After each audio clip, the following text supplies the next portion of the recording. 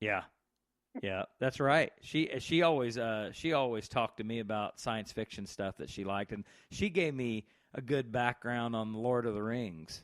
Yeah, When I yeah, was into she loved watching that. that, she could tell me all about it. So it was really she had some good insight on that Now, stuff. So since you have kids, you probably know a few of the better movies for animation. And Inside Out is listed here in one of the better movies for the 2015. Did you get to see that?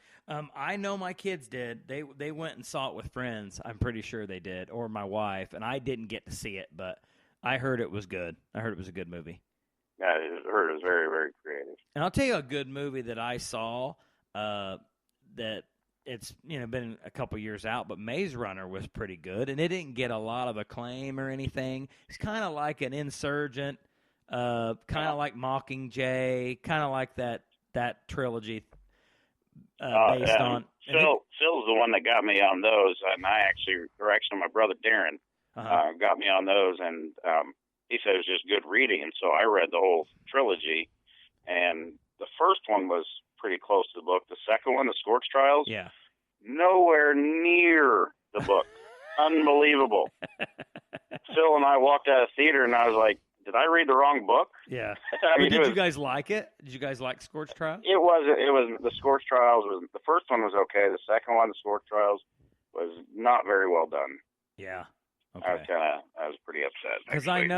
I know that it's out there, and my kids and I, we were like thinking, let's watch that one, but we haven't had time to watch that yet. But so It's a good series to read for a teenager actually. yeah, I know a lot of kids at school that really like it and have taken AR test over it, and they really enjoyed it. So they said the Maze Runner book, was so similar to the movie. Like you said, a lot of kids watched the movie, and it helped them. It helped them with the test. They said it was that close. That's what the kids told me. I was like, "Well, you better read the book first," and they did. But they said the Maze Runner was a great book to take an AR accelerated reader test. I was like, "Oh wow." But books are hard. I mean, it's hard to do that with a movie. There's only so much time in a movie. But Yeah. I don't know. I'm trying to think of some movies I've seen lately that I really, really How about enjoyed. Avengers: Age of Ultron? I thought that was Oh pretty well yes, done. we rented that as soon as it came out. I thought that was really good. I thought it was really good. And Cost about 280 million to make and grossed 4.5 billion. oh my gosh, wow. They need that kind of money for those actors that they have in that. Yeah, I imagine. And I just got turned on to, and I really wasn't a big superhero fan other than the Batman movies.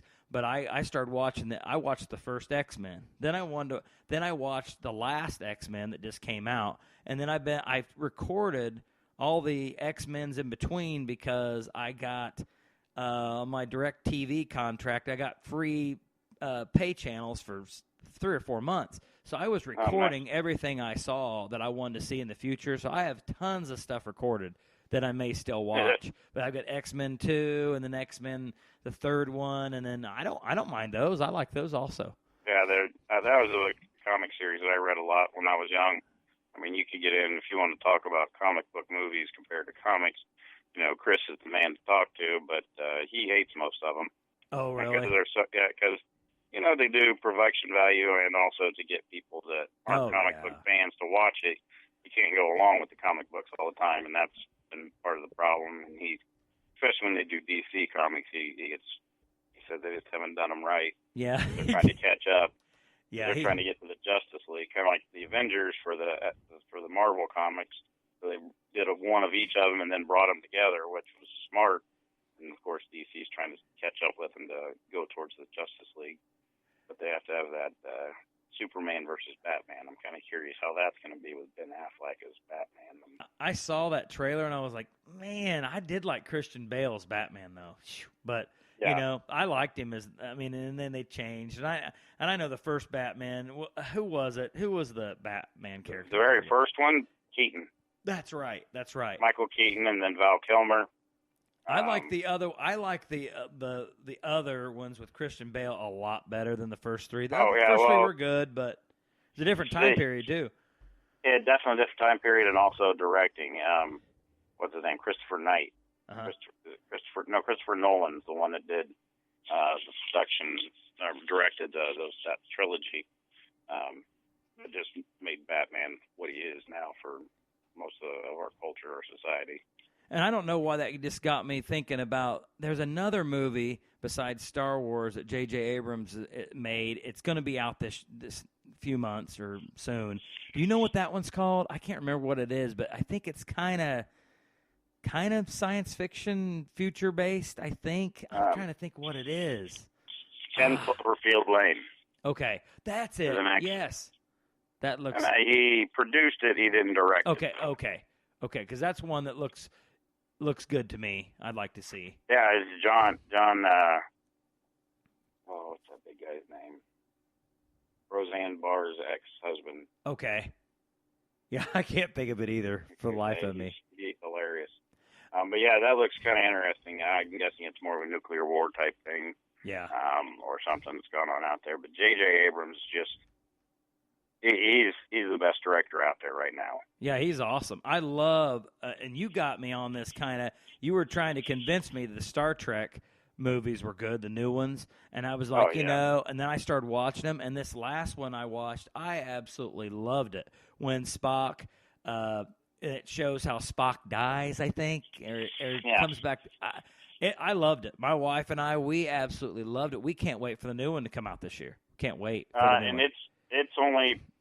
He produces it, which means he helps give money a little bit, but he's not a director. Which it's actually done by an Asian guy, I do believe. Okay. That has. I mean, it's going to be more of the kind of the cinematography type things. Okay. I'm just looking at all these shows that TV programs that J.J. Abrams is part of, from Lost, Fringe, Alias, Felicity, Revolution, Person of Interest, Rodeos, Almost Human, Westward, Believe, Undercover, 6 Degrees, Alcatraz, What About Brian, Undercovers, all these shows he had some dealings with. Wow. That's awesome. I think his company is Bad Robot. Okay. And so anytime you see Bad Robot. And before we stop talking about this stuff, but documentaries, I'm kind of a documentary geek in a way, but I loved the World War II document. There's tons of World War II documentaries, but the one I saw recently on Netflix was awesome, and it was kind of a little bit more true to what actually went on. I think it's a Ken Burns one. It's not the original one he did, but it's really awesome. It was. I think it did. It was from the perspective of the people with the nuclear radiation, everything coming out. Yeah, it was awesome. But it did so much it dissected it, but it was very interesting, and it talked about the people at home, their perspective of what was going on there. I did see that one. Awesome. And there was like four cities in the United States that they kind of Sacramento, Woodbury, Connecticut, Mobile, Alabama, and a town in Minnesota. And they talked about didn't see that one. It was so good. I'm trying to think of the name of it. I'm actually trying to look it up right now. But it's one that I watched, and it was awesome. It was so good. The narration was awesome, and I loved it. I thought it was excellent. And I like 30 for 30 documentaries by ESPN. I love those. I've seen almost every one of them. The Chicago Bears one they just had out was absolutely wonderful. And I was watching football at that time, and it was awesome to me because I knew all the players. And the Falls of Buffalo is another 30 for 30. Talks about the 4 years that the Buffalo Bills lost the Super Bowl. That was an excellent one, too. So if you haven't seen them, they're wonderful. They're really good. I need to catch up on those. I didn't realize, I'm just looking through J.J. Abrams stuff, I didn't realize he was the director of the Mission Impossibles. Oh, I didn't know that. That's awesome. Of Rogue Nation, which was the newest one last year, which was great, and Mission Impossible 3, and Ghost Protocol, which is 2. Yeah. He didn't do the first 2. One of his movies that a lot of people didn't realize, was produced by Steven Spielberg, but actually directed by him. It is called Super 8. It's perspective from the kids and the aliens. Uh-huh.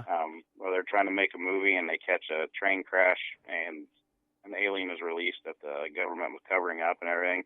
I thought it was just a well-done, fun movie. And something kids could watch, too. Yeah, that sounds good. Yeah, Super 8. Okay, I'll put that down, too. I wrote a ton of stuff out, wrote a ton of stuff down because I know you know You know your stuff. I like to be entertained, and if it keeps me interested, then that's probably a good thing. Yeah, I mean that's the thing with me. It's so awesome to watch stuff you really really like, because I mean it just, I don't know. I kind of, bad thing about me and streaming and TV is so good that I don't read enough. And I know you have a little more time to read than I do, but that's something I do miss about how good TV and streaming and movies are now, and how much options there are out there. I just don't read enough, and I just wish I did. But some of the stuff, you know, I mean, it's informative. A lot of the documentaries, it's educational. I mean, even some of the true historical fiction, you know, gives you a basis of what was going on, and you learn a little bit. Still, reading's better, but I do miss reading. You know, when you get into binging on shows, there's not a lot else going on. But wintertime's a great time to do this. You know. So yeah, well, and I can't fall asleep unless I read, and usually it's anywhere from a half hour to 2 hours that I read. That's awesome. Yeah, so I'm fortunate for that, and I've been caught up in books by Nelson DeMille and Lee Childs. Oh wow! Lee Childs is the writer of the Jack Reacher series. Oh cool! Yes, I like the Jack Reacher. I think I would love those books. There's so many books I know I would love to read. I just don't do it, and I wish I would read more books, because I love the spy stuff, the mob stuff. I read a great book about serial killers about 2 years ago. I absolutely loved. I love John Feinstein's stuff, the sports writer. I love his books. And John Grisham still. I mean, he's all wonderful. The classics too. Yeah, he's wonderful. Nelson DeMille. Did you see the movie John Travolta called The General's Daughter? Yes, that was a great movie. That book was actually written by Nelson DeMille, but he has a whole new series with this character named John Corey. It's about counterterrorism stuff and dealing with Middle East and everything, and government cover-up with the CIA and so forth. But his character, I actually find myself physically laughing out loud, which it's been a long time since I've had a book like that. And just because some of his comments are sexist or funny things that guys would think, you know, but would never say. Yeah. And he's a smart former NYPD policeman, and it's just too funny. I mean, so any of those series by Nelson DeMille, I would recommend to anybody. That's awesome. Well, hey, man, that was awesome, man. This is exactly what I wanted, and I got the right man to do it. So that was fun. I wrote tons of stuff down, and I can't wait to start getting addicted to serial watching again. So it'll be awesome. Well, I'm glad my laziness affords me to watch more shows and entertain you. Well, hey, man, Doug, I appreciate it. We'll have to do it again and again, all kinds of topics, or this again in a year or so. So. All right, I appreciate it, man. I still want to do the live CCCs at whatever corn facility we might work at. So I still want to do that this summer. So that would be fun. Good to hear. Hey, man. Well, hey, I'll talk to you at work. All right. Thanks a lot. Bye. Bye. Now that's what I'm talking about, expertise. So if you are a TV, documentary, whatever, serial watching nerd, movie nerd, you love this podcast, and I hope you enjoyed it. But it's just normal guys on what they think is good and what's out there and what we've seen and not seen.